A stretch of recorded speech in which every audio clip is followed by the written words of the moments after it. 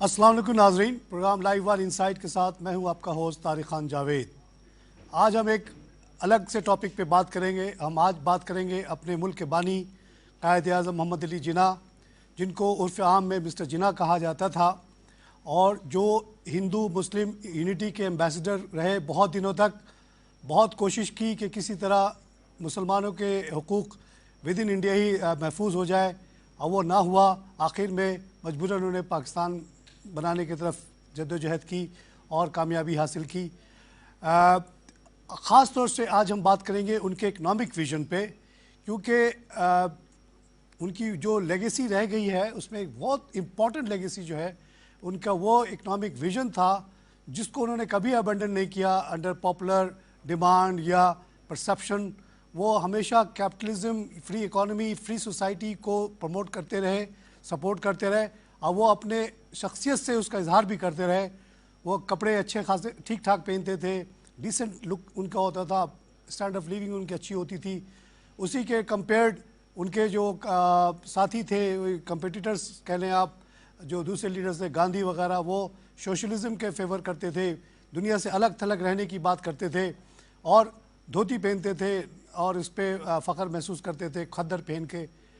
اس موضوع پہ بات کرنے کے لیے میں نے آج بہت مشکلوں سے ایک بہت ہی منفرد شخصیت کو دعوت دی ہے۔ ان کا نام ہے آزاد بن حیدر صاحب۔ ان کو میں فریڈم فائٹر مانتا ہوں۔ یہ وہ شخصیت ہے پاکستان کے موومنٹ میں جنہوں نے بچہ مسلم لیگ میں شمولیت اختیار کی 9 سال کی عمر میں 1941 میں، اور اس کے بعد تو ظاہر ہے کہ وہ پوری زندگی اپنی انہوں نے ڈیوٹ کر دی قائد اعظم کی خدمت میں۔ ابھی اپنی ان کے سسٹر کا ذکر کر رہے تھے، ان کی خدمت میں، پاکستان کی خدمت میں 32 کتابیں اب تک لکھ چکے ہیں، اور ویسے پروفیشنلی ہی از این ایڈوکیٹ۔ آزاد صاحب، میں کس منہ سے آپ کا شکریہ ادا کروں کہ آپ نے میری انویٹیشن کو ایکسیپٹ کیا اور اتنے اہم موضوع پہ بات کرنے کے لیے آپ آئے ہیں۔ اس دنیا میں جو ڈیبیٹ چلی بٹوین 40s اینڈ سمجھیے کہ ابھی تک 2011 تک، 90s میں تو سوشلزم کا سارٹ آف ڈیبیکل ہو گیا، لیکن یہ اب ہم اپنی لیڈر کی جتنی بھی تعریف کریں کم ہے کہ اس دور میں جب سوشلزم 1917 میں سوشلسٹ ریولوشن آیا ہمارے ملک سے بالکل قریب، اور اس کا اثر آتا چلا گیا۔ عام لوگوں میں بہت ہی پاپولرسٹک بات تھی کہ آپ کھدر پہن لیں اور آپ دھوتی پہن لیں اور اپنے آپ کو سوشلسٹ کہیں۔ اس دور میں بھی ہمارے لیڈر نے ہمیں ایک کریکٹ ویژن دیا، جس سے پاکستان میں بڑی پراسپیرٹی آئی آفٹر انڈیپینڈنس، اور جس کو دنیا بھر میں فالو کیا گیا۔ جن لوگوں نے ان کو فالو کیا وہ بہت اچھے ہو گئے، جنہوں نے نہیں کیا وہ پیچھے رہ گئے۔ آپ تو اتنے قریب رہے ان سے، ان کے پورے موومنٹ کو آپ نے دیکھا، 32 کتابیں لکھی۔ میں as an economist, as an x banker, مجھے اس ٹاپک پہ بہت زیادہ وہ ہے کیوریوسٹی ہے کہ آپ سے جاننے کے لیے کہ آپ کیا پایا۔ دیکھیے، قائد اعظم کو ہم پاکستان کا آرکیٹیکٹ کہتے ہیں۔ بالکل۔ اور آرکیٹیکٹ کا جو ویژن ہوتا ہے وہ پلاننگ بھی ہوتی ہے، سٹرکچرل بھی ہوتا ہے، اور اس کا ویو بھی ہوتا ہے کہ اس بلڈنگ کا ویو کیسا ہونا چاہیے، اور اس کی دور رس نگاہیں ہوتی ہیں۔ لیڈر اسی کو کہتے ہیں۔ میں آپ سے یہ عرض کروں کہ صرف اکانومی پر ہم بولیں گے، لیکن قائد اعظم نے پاکستان کے لیے ایجوکیشن پالیسی کیا ہونی چاہیے، ابھی 500 صفحے کی ڈاکٹر ایس ایم زماں کی کتاب آئی ہے۔ قائد اعظم کو اسلامک ویلفیئر اسٹیٹ کیسے بنانا چاہیے، قائد اعظم نے ایک کمیٹی بنائی تھی جس کے اندر مولانا سلیمان ندوی، مولانا عبد الماجد دریابادی اور خود مولانا مودودی نے خواہش کا اظہار کیا کہ اسلامک ویلفیئر اسٹیٹ کی جو مسلم لیگ نے کمیٹی بنائی ہے، آئی وانٹ ٹو جوائن، اور that book has also been published. اچھا، کس نام سے آیا سر؟ جی، یہ اسلامک ویلفیئر اسٹیٹ یہاں انہوں نے چھاپی ہے، اردو اکیڈمی سندھ پاکستان نے۔ یس، اور جو ان کا قائد اعظم کا ویژن اباؤٹ تھا ایجوکیشن پر، وہ ڈاکٹر ایس ایم زماں نے education policy of Quaid Azam, وہ 500 صفحے کی کتاب بھی، پی ایچ ڈی انہوں نے ریسرچ کر کے چھاپی ہے۔ اب دیکھیے قائد اعظم کی زندگی اور اکنامک کا ڈسکس کرنے سے پہلے یہ دیکھنا ہے کہ قائد اعظم نے step by step he believed کہ first plan your work then work your plan. انہوں نے ہر وقت پہلے آپ ان کی پرسنل لائف پر دیکھیں کہ انہوں نے اپنا اکنامیکل پرسنل لائف کیسے گزاری. اگر آپ ان کی ڈائری دیکھیں تو کتنی انکم ہے, کتنے ایکسپینڈیچر ہیں, کتنی سیونگ ہے, کتنی انویسٹمنٹ ہے, اس کی ریٹرن کیا ہوگی, یہ سب لکھتے تھے. یس. اور پھر You can اگر trace everything. یس ہم اور لوگوں کو آج اگر کوئی عادت ہی نہیں ہے. اگر اگر انہوں نے کوئی چیز ریپیئر کروانی ہے تو he use to take 3 quotation from different companies. اچھا, سو مچ سو ان کی پوری یہ لائف اس طرح گزری ہے. لیکن he was not an mediocre. آپ کسی انگریز نے پورے پاکستان کا دورہ کیا, یہ جو آپ ابھی بات کر رہے تھے افریقہ کی اور 2 پرسنالٹیز کی, اس نے کہا کہ واپسی پر ان سے پوچھا کہ what difference you find between Gandhi and Quaid Azam, تو اس نے کہا کہ جناح از 3 پیس اینڈ ہی از 1 پیس. وہ لنگوٹی پہنتا ہے لیکن وہ 3rd کلاس میں ٹریول کرتا ہے گاندھی ود 40 لیڈیز, 40 لیڈیز, جو کہ but at the expense of Congress. But Quaid Azam ایک پورا ڈپارٹمنٹ کرتے ہیں لیکن انہوں نے کبھی مسلم لیگ سے 1 پیسہ نہیں اپنے لیا, پیسے بھیجا. اپنے پیسے. اب آئیے, یہ اس وقت واجد شمس الحسن ہیں ہمارے ایمبیسڈر, ان کے بھائی خالد شمس الحسن نے بہت اچھی کتاب پاک اکانومی آف اکنامک ویژن انہوں نے لکھی ہے, خالد شمس الحسن نے. اور قائد Azam an realised dream by Khalid Shams Hasan, it is a comprehensive. ان کے والد صاحب کی کلیکشن تھی, اس میں قائد اعظم نے کس طرح پاکستان کی اکانومی کو ڈیولپ کرنے کے لیے یہ کیا. اچھا, ابھی یہ کمیٹی بننے سے پہلے قائد اعظم نے اسٹیپ بائی اسٹیپ کیا کیا. انہوں نے مسلمانوں کو کہا کہ تم اپنی ایک انشورنس کمپنی بناؤ, مسلم انشورنس کمپنی. تم اپنی اسٹیم شپ کمپنی بناؤ, محمدی اسٹیم شپ کمپنی. تم بجائے یہ نام Orient airline, Crescent airline, Crescent airline, بعد میں اورینٹ ہوئی, پھر مسلم چیمبر آف کامرس. اب وہ اسٹیپ بائی اسٹیپ ادھر چل رہے تھے. جب یہ پہلی دفعہ 43 میں یہ کراچی میں سیشن ہوا تو پھر باقاعدہ ورکنگ کمیٹی نے ایک اکانومک کمیٹی کے لیے ایک ریزولیشن پاس کیا اور قائد Azam was authorised, and that resolution was moved by Mr Z H Lari. وہ یہیں دفن ہے, ظہیر حسن لاری, جو بعد میں جسٹس ہوئے. And it was seconded by Maulvi Tamizuddin Khan and Mr Hamid Nizami. This is on record. اس کے بعد قائد اعظم نے 40 آدمیوں کو سلیکٹ کرنا تھا. ایون انہوں نے 2 مسلمان جو کانگریس مائنڈڈ تھے ان سے پرسنل ریکویسٹ کر کے کہ آپ بھی اس کے اندر آئیں. تو دس committee was headed by Nawab Ali Nawaz جنگ اینڈ پروفیسر اے بی حلیم, جو علی گڑھ یونیورسٹی کے بھی چانسلر کراچی کے بھی, he was the secretary of that. ان کی جو پہلی میٹنگ تھی جس میں قائد اعظم نے ان کو چارٹرڈ اکنامک دینا تھا, یہ اینگلو عربک کالج دہلی میں ہوئی. And I quote the words of Quaid-e-Azam. You will appreciate what golden words for the future of Pakistan Quaid-e-Azam spoke on that again. I quote, Qaid Azam Muhammad Ali Jinnah highlighted the main objective of the planning committee and declared, it is not our purpose to make the rich richer and accelerate the process of accumulation of wealth. Number one, in the hands of few individuals, we should aim at leveling up the general standard of living amongst the masses. And I hope the committee will pay due attention to this very important question. Our ideal should be not capitalistic, but Islamic, and the interest and welfare of the people as a whole should be kept constantly in mind. Qaid Azam kept this in mind when he repeated the same sentiments while laying the foundation stone of State Bank of Pakistan here in Karachi on 1st July 1948. Now what he said, this is the policy. Alas, the foundation stone has proved to be unyielding of any juicy substance at the hands of the great man's successor. The present incumbent governor of State Bank of Pakistan has confessed in a nonchalant manner that the Quaid-e-Azam had casually mentioned about the State Bank being the laboratory of the new system of economy of Pakistan. To need any step forward in what direction as ill luck we would have.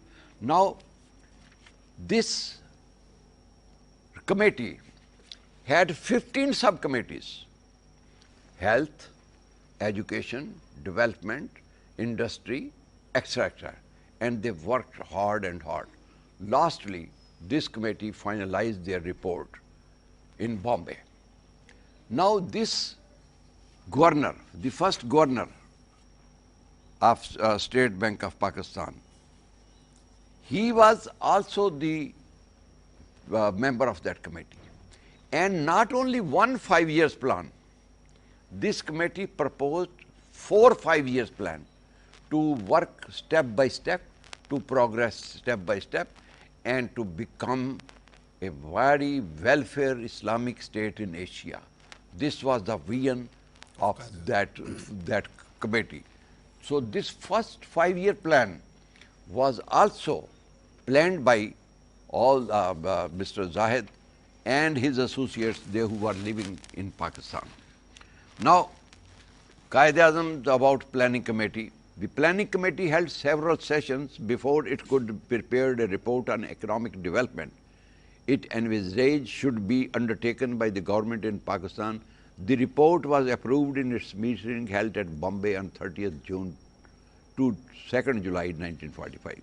अच्छा हैदर साहब, मैं जो थोड़ा सा समझना चाह रहा हूँ कि वेलफेयर पे उनका बड़ा जोर था, इस्लामिक उन्होंने जिक्र किया, लेकिन ओवरऑल जब हम उस ज़माने की हम थोड़ा सा पीछे चले, अब तो डिबेट इतनी सख्त नहीं रही है कि एक तरफ सोशलिस्ट फ़िलासफ़ी थी, कार्ल मार्क्स की थ्योरीज थी जिसको बहुत बड़ी तरह से तादाद में लोग फॉलो कर रहे थे, ख़ासतौर से गांधी वगैरह, Nehru was a very strong, and there was another group which called for free economy, free society, free enterprise, कि businessman वगैरह को ज़्यादा लोगों को competition हो, और वो philosophy ये कहती थी कि जब competition होगा चीज़ें सस्ती होंगी, services ज़्यादा अच्छी मिलेंगी, जबकि state के through जो services मिलेंगी eventually they will not be so good, which was proven by history.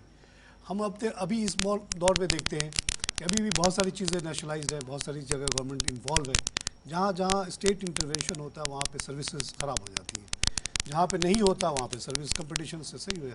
तो overall he favoured A free economy. I will quote the speech of Quaid-e-Azam when he inaugurated State Bank of Pakistan. He had studied thoroughly capitalism, he has studied thoroughly socialism, he has studied thoroughly communism. So much so that before partition, Altaf Hussain was the editor of Dawn at that time. Some journalists from Europe came to Altaf Hussain and asked about that, how you will be able to run the economy of Pakistan. He was trying his level best with this and minerals and all these things, but he could not satisfy. Ultimately, Altaf Hussain, arranged a meeting with Quaid-e-Azam, and Quaid-e-Azam satisfied them that I have studied all the systems, but the system welfare state, Islamic welfare state, you will see that Pakistan will. And he argued that we have done our homework. And the moment we launch our economy in Pakistan, you will see that Pakistan will be a stable state, welfare state for the masses. Achha. And these die coming. As far as communism is concerned, capitalism is concerned, socialism, the words he used at the inauguration no ism, or now he has covered all the, and this State Bank will evolve economic and financial and industrial power first plan, and it will be a lighthouse for the Islamic Islamic nations. worlds. So, मगर अज़हर साहब जो system evolve हुआ eventually Yes. just after Pakistan was became independent, in Congress had already Congress Urdu में बोला ज़्यादा अच्छा, कांग्रेस ने तो 1937 में बड़ा क्लियर कट मैनिफेस्टो अपना दे दिया था, और उससे पहले भी अगर आप देखें 1920 से उन्होंने अंग्रेज़ी चीज़ों के बाइकआउट और चरखा के ऊपर जोर कि जी अपना कपड़ा बनाओ और बाहर की चीज़ें ना लो, और एक जनरल फीलिंग उनकी सोच ये थी कि अगर हम बाहर से कनेक्शन अपने ख़त्म कर लेंगे तो हम लोग बेहतर हो जाएंगे, और अंग्रेज़ आए उन्होंने हमें लूटा, हमें गरीब किया, तो उनसे रिश्ता तोड़ दो तो मामला सही हो जाएगा. और and they were pre dispose toward socialism कि state intervention should be very strong and all.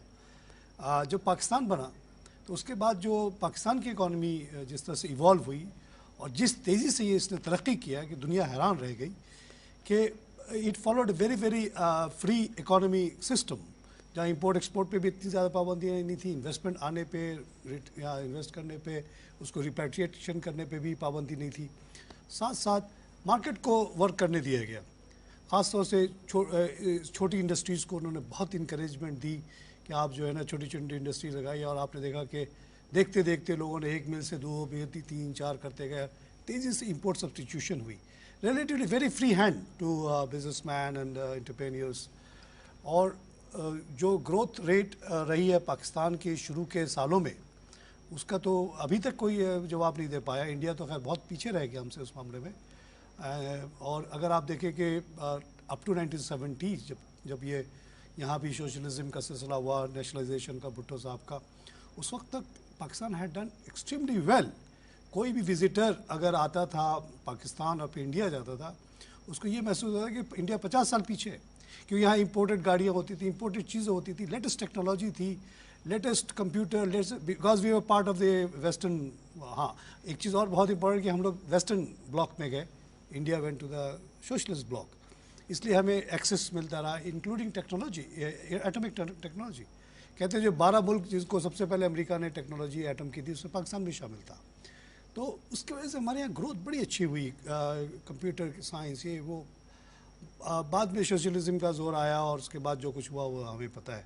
तो we followed basically the western, we went into join the western block. Again that also prove very correct, because West के पास resources थे, waste के पास technology थी, वो हमें मिल गई, उससे हमने अपने आप को संभाल लिया. जबकि इंडिया ने सोशलिस्ट ब्लॉक में रहा. मुझे 1980s की मैं बात करूं, जब मैं बाहर था, बड़े बड़े बैंकर्स आते थे इंडिया मेरे पास वो इंटरव्यू के लिए एज ए बैंकर, तो वो बताते थे कि उनके पास अभी तक रशियन कंप्यूटर्स थे विच where occupying one room for the same size of processing and memory जो हमारा एक ये डेस्कटॉप करता था. तो ये गैप बहुत बड़ा रहा. तो उसमें देखिए वो जो आप ये कर रहे हैं ना, actually Quaid Azam wanted to have a balanced relations with everybody, all the states. उनकी वॉइस ऑफ अमेरिका में ऑस्ट्रेलियन को, अमेरिकन को एड्रेस करते हुए वो. अजहर साहब यहाँ ब्रेक थोड़ा लेना पड़ेगा. क्या नाज़रीन, हम लेंगे एक छोटा सा ब्रेक के बाद फिर हाजिर होते हैं.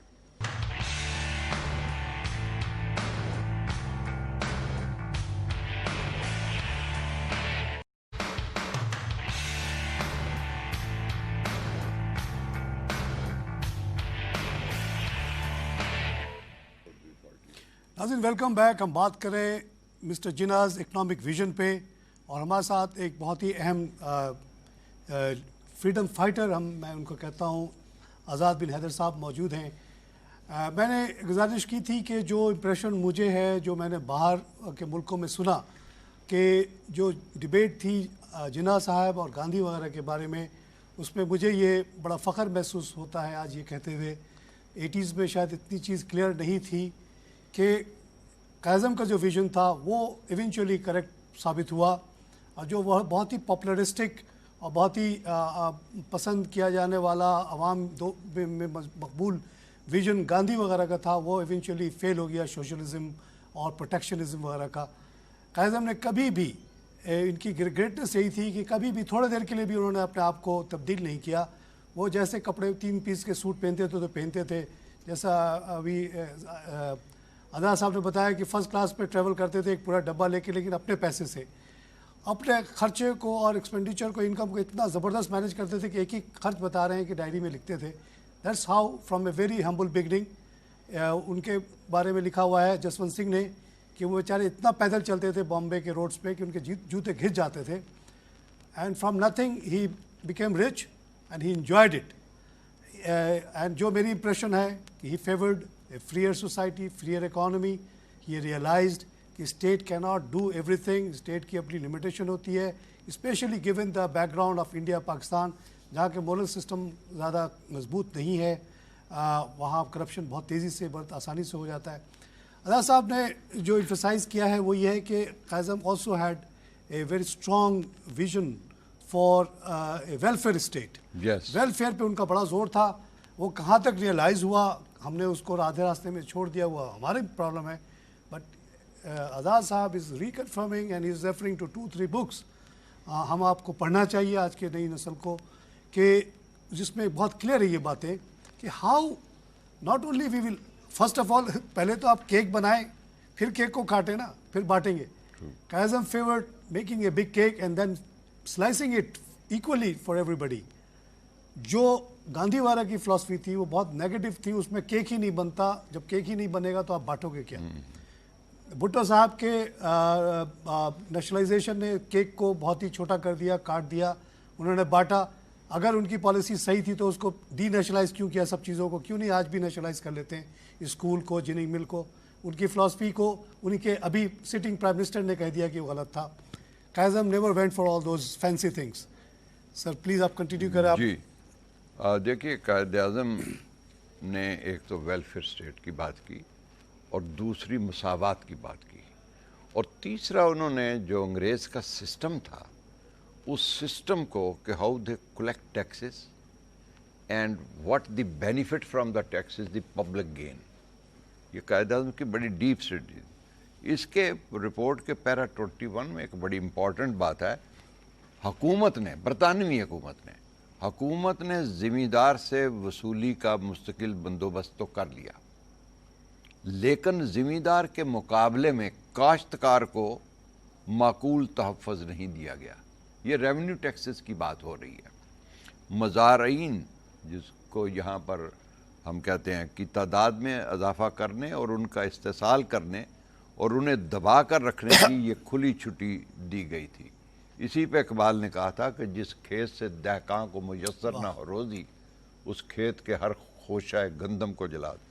तो एक तो मसावत, इक्वल डिस्ट्रीब्यूशन, वेलफेयर, और फिर मोनोपोली के भी वो खिलाफ थे। Excellent point, excellent. मोनोपोली के भी वो खिलाफ थे। कैपिटलिज्म में सबसे जो अहम बात कही जाती है कि मोनोपोली ना हो गई।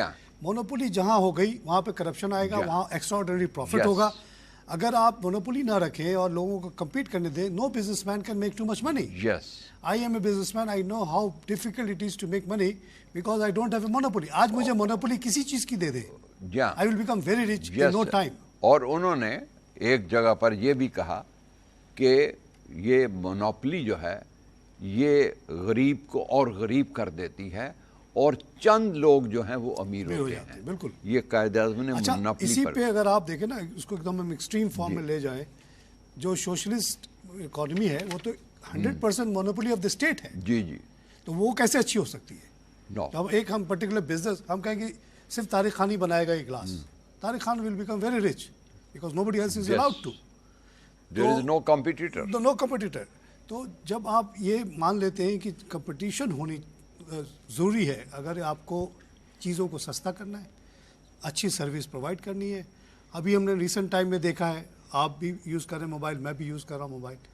कुछ दिन पहले तक PTCL में अगर आपने PTC में अप्लाई कर दिया फ़ोन, तो पता चला बाप ने किया था तो बेटे को मिलता था, दादा ने किया और तो पोते को। हाँ, दो दादा के बाद पोतों को मिलता था। और अगर वो लाइनमैन आ जाता था तो उस पहले तो आप उसको नोट दें, फिर वो थोड़ी सी आपसे बात करेगा, लाइन ठीक करके जाएगा, फिर ख़त्म। आज 4-5 मोबाइल कंपनियां हैं, उनको एक फ़ोन करें तो 2 दौड़ के आती हैं। तो आपने देखा कि सर्विस कैसे इंप्रूव हुई, आपस में कम्पीट कर रहे हैं रेट्स पे, हर चीज़ पे। चैनल्स के बारे में भी कहते थे कि जी अगर चैनल ज़्यादा हो गए तो मुल्क ख़त्म हो जाएगा. आज इतने चैनल्स चल रहे हैं, क्या तकलीफ हो गई, आपको चॉइस है कि you can go to this channel. People are trying to, हम लोग सर फाइट कर रहे हैं to survive. We are not having easy time sitting here. तो जहाँ भी मोनोपोली होगी वहाँ प्रॉब्लम होगा, जहाँ पे फ्री इंटरप्राइज हो. यही विजन उन्होंने किया. अच्छा आप देखिए, जो आपने वेलफेयर की बात की, बहुत सारे लोग कहेंगे भाई वेलफेयर तो फिर सोशलिज्म पे चलेगा. नहीं, क्या हॉलैंड में कैपिटलिज्म नहीं है? वहाँ हर आदमी जो अनएम्प्लॉयड होता है उसको, बच्चे को, जब मैं जाता रहा हूँ वहाँ, बहुत रहा हूँ वहाँ, 1600 रुपये 1600 गिल्डर मिलना शुरू हो जाते थे. अगर फैमिली के साथ नहीं रह रहा तो 1800. इंग्लैंड में health, education, everything is provide by the state. पहले स्टेट ने इतनी रेवेन्यू जमा की तब तो दी. उसमें भी आपको बतलाऊं कि 1946 के इलेक्शन में Churchill was the biggest power in the world. उसके मुकाबले में लेबर पार्टी का मेजर अटैली खड़ा हो गया. You know that history. उसका 30-40 सफ़े का बल्कि मैनिफेस्टो था चर्चिल का, और इसका 4 सफ़े का मैनिफेस्टो था लेबर पार्टी अटैली का. It is a matter of record. और लेबर पार्टी के लड़के लड़कियों मजदूरों ने घर घर में, टनल्स में, पब्स में, शराब खान इतना फेंका welfare state, social justice, welfare state, social justice, welfare. Ultimately Churchill was defeated. In spite of being a hero in war. Yeah, he was, but economically. Now, in the first press conference, everybody was congratulating Major Attali. He is my chairman of my manifesto committee. All the compliments should go to him. क्या बात. उसने कहा, he is the best. उसने कहा, gentleman, now it is open secret. I have studied the good governance system of all the world. Chairman is saying, and it is a matter of record. And if you go to the Labour Party London, you can see that, or on any website you can see. उसने कहा कि I have was studying the good governance system, welfare state, social justice. I came across a manifesto of a Muslim king, no, prime minister, no, caliph. His name was Umar bin Khattab. What he has distributed from the Baitul Mal, it was in Arabic. I have just translated it, and that is social welfare state, social justice, and that is, it is a matter of record. So he said that in the press conference. Yes. His plan was basically Umar Khattab's plan. Yes. Wow. So how a child is protected. Where are we looking around? भाई हम जो अपने मुल्क घर में चीज मौजूद है. Yes. और हम how a child is to be benefited, how a senior citizen to be benefited. This is from all the distribution of Baitul Mal. और सर देखिए कि आज तक वो चल रहा है. Yes. अभी ये जो हुकूमत आई है वो कट करना शुरू कर रही है because they say कि ये is another issue, how you bring the resource. अच्छा, bring resource के लिए जरूरी है कि economy should boom. Yes. जैसे पाकिस्तान में शुरू में बूम किया, तभी तो आपका जब केक बड़ा होगा तो जब बड़ा केक होगा उसी में से गवर्नमेंट को भी एक बड़ा पीस मिलेगा. True. और अगर आपकी प्रायोरिटीज राइट हैं तो आप उसको ऐसी जगह पे लगाएंगे जहां ये सब कुछ हो सकता है. और अभी मैं एक बड़ा interesting. Excuse me to interrupt you. Why the people here in Pakistan avoid to pay the taxes? Because they are not given any benefit. They are not respected. आप अगर ये कहें कि आपके पास 1 मिलियन आपने टैक्स किया है and now your this is status as a citizen, यहाँ लगा हो. हाँ, 1 मिलियन देने वाला. 5 मिलियन, 10 मिलियन. यहाँ पर तो हाई अप्स जो हैं 5,000, 10,000. अच्छा, वहाँ जो सब कटता रहता है हर आदमी को, उसको पता है कि when I will be 65 years, I'll get it. I will go to the social welfare department and I will be given pension.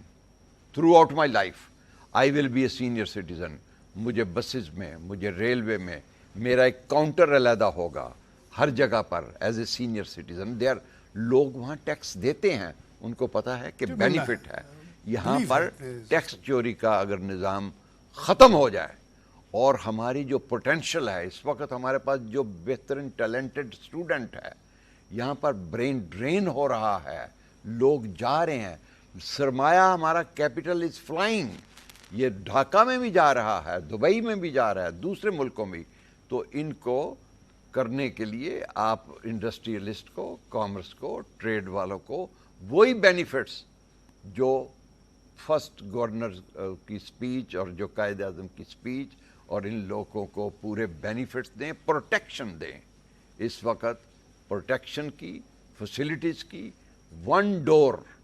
ایک باہر سے ابھی آتا ہے آدمی، 2 سال تک اس کو انڈسٹری کا لائسنس تک نہیں ملتا. مل بھی جائے تو اس کو 80 ایجنسیز آ کے تنگ کرتی ہیں. وہ دیر آر سو مینی خاص طور سے باہر والا جو آدمی آتا ہے نا، میں بھی ان میں شامل ہوں، جی وہ تو 1-1.5 سال کے بعد اتنا تنگ آ جاتا ہے کہ وہ چلا جاتا ہے. میں نے بھی آنے کے بعد فوراً ہی سوچا جانے کا، لیکن ابھی تک میں بیٹھا ہوں. ٹھیک ہے. مطلب I don't know when the resistance will break آپ and I is will go away. وقت جتنے بھی لوگ بامبے سے، خاص طور پر میمن برادری کے لوگ یہ آ رہے تھے، ان کو ویلکم کیا جاتا تھا.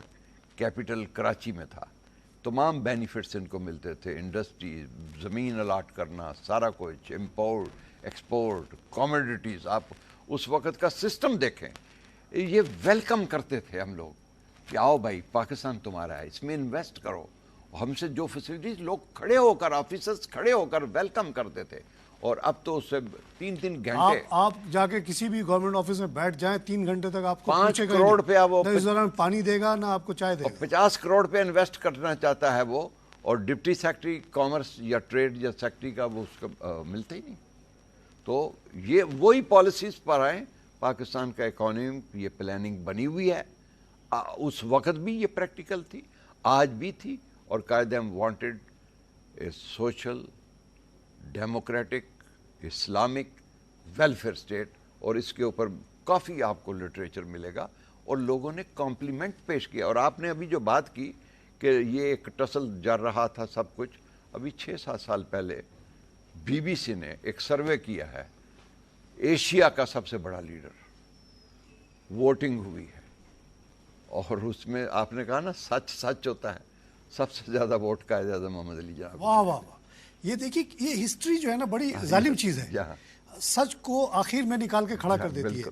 آپ نے مجھے آپ کے ساتھ ایک پروگرام میں بیٹھا تھا، آپ نے ایک کسی خاتون کو کوٹ کیا تھا کہ اگر ہمارے پاس ایک قائد اعظم ہوتا، پلیز اس کو یاد. وجے لکشمی پنڈت جو ہے، جواہر لال نہرو کی بہن، اس نے اپنے میمائرز میں لکھا ہے کہ اگر مسلم لیگ کے پاس 100 گاندھی اور 200 ابوالکلام آزاد ہوتے تو پاکستان نہیں بن سکتا تھا.